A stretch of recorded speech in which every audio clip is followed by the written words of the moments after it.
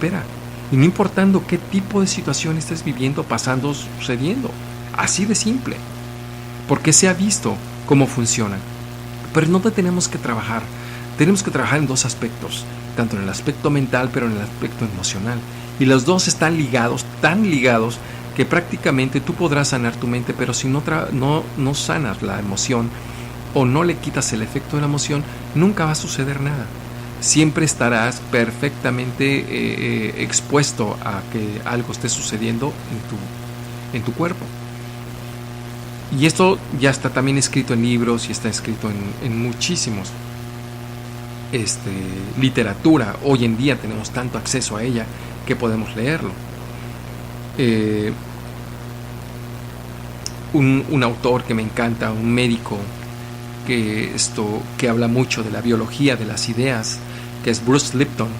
Él ya también, a pesar de que él estudió un curso de milagros y que a raíz de eso fue como pudo desarrollarse como un médico, pero más que nada a nivel mental, a nivel emocional, donde ya habla perfectamente de la biología de las creencias, de cómo una creencia puede enfermar más a un cuerpo biológico, pero también puede sanarlo, y cómo hemos caído en esa biología de creencias, tanto que a veces pensamos que ciertos alimentos podrían dañar, pero el cuerpo está preparado para solucionar cualquier tipo de situación en la que nos enfrentemos.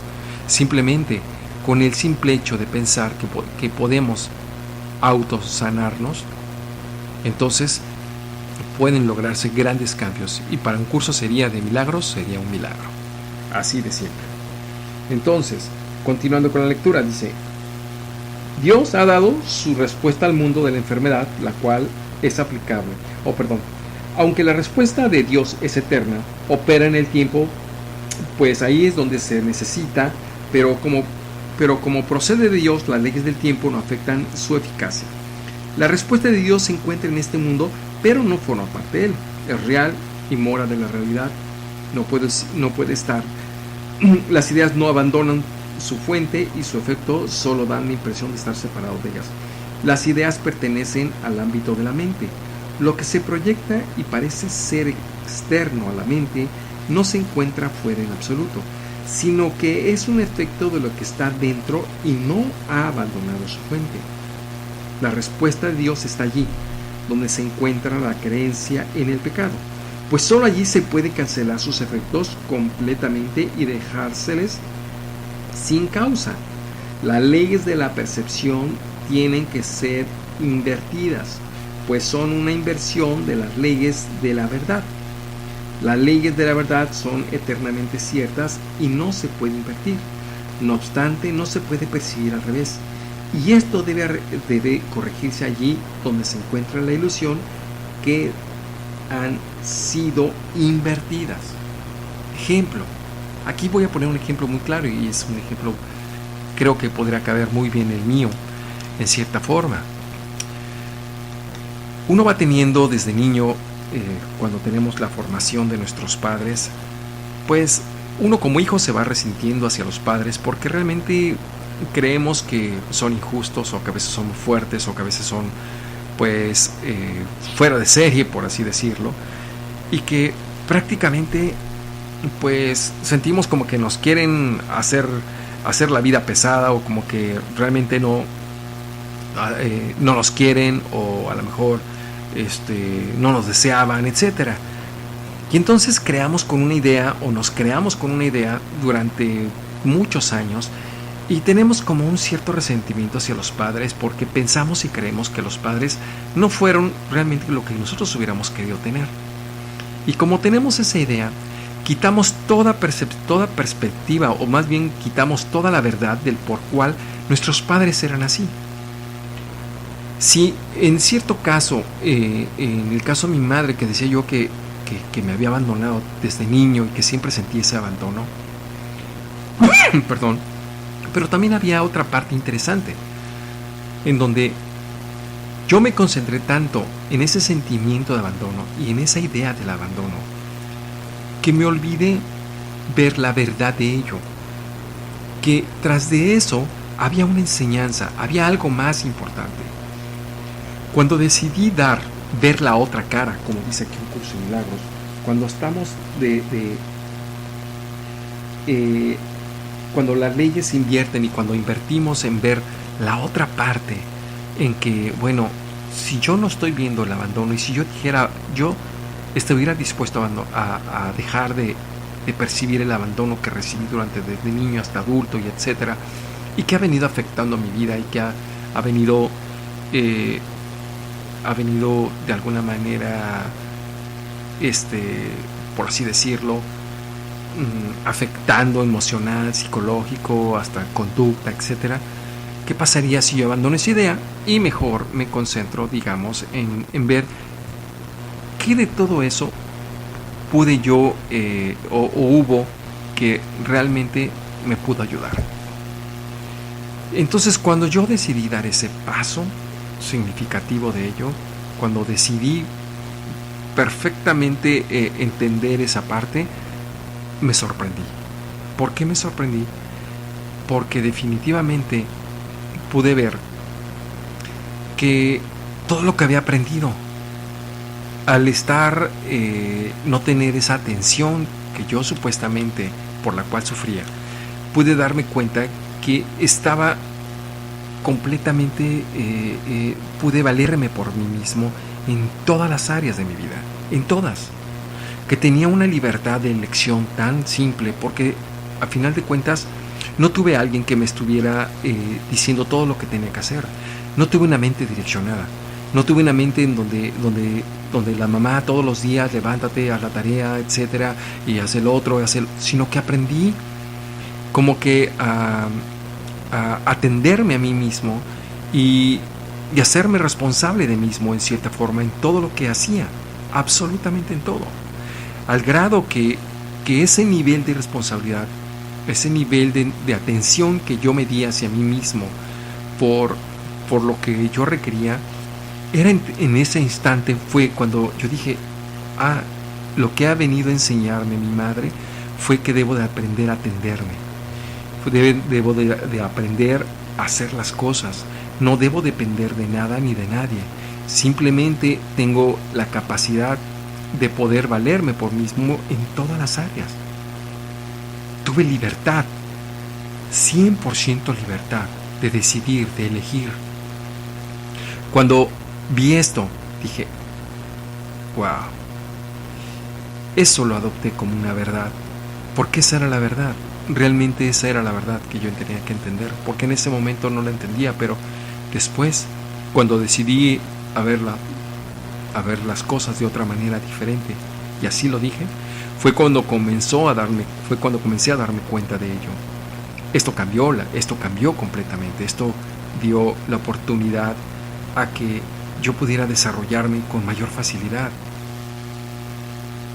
Y también de poder ir entendiendo a la gente, de convertirme en una persona que demandaba atención, sino al contrario, en dar atención, porque yo se había entendido y había comprendido lo que era atender, era dar. Sin embargo, esto también trajo algunas consecuencias, pero cuando me pude dar cuenta de ello, también lo pude corregir.